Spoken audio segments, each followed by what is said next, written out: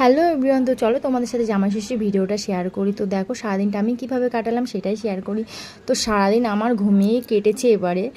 আর আমাদের জামাই ষষ্ঠী হয়েছে প্রায় 10টার পরে, কারণ সবার হয়েছে দুপুরবেলায় আমি দেখেছি, আর আমার হয়েছে 10টার পরে, কারণ আমাদের ওর বাবার ছিল ডিউটি, তো ওই জন্য ডিউটি থেকে আসার পরে তারপরে হয়েছে।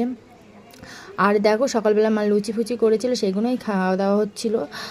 আর দেখো হলো কী কী রান্না হলো মেনুতে সেটাই দেখো। আর ভাবি কি একটু মানে জামাই ষষ্ঠীতে একটু ভালো করে একটু ঘর সেজে একটু ছবি তুলবো, একটু ভিডিও করব। তা মানে এত পরিমাণে ল্যাদ খায় আমি, তার বলার মতন না। সারা দিনটা ঘুমিয়েছি আমি, মানে ওই সকালে উঠেছি, উঠে খেয়ে দিয়ে আবার শুয়ে পড়েছি, আর দুপুরে খাওয়া হয়নি। তারপরে সন্ধেবেলায় উঠে সব রান্নাবান্না করা হয়েছে।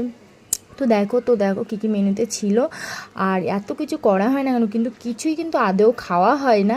শুধু জাস্ট আমার ইলিশ আর মাটন হলে আমার তো কিছুই লাগে না। আর অবশ্যই ভিডিওটা ভালো লাগে, তাই প্লিজ লাইক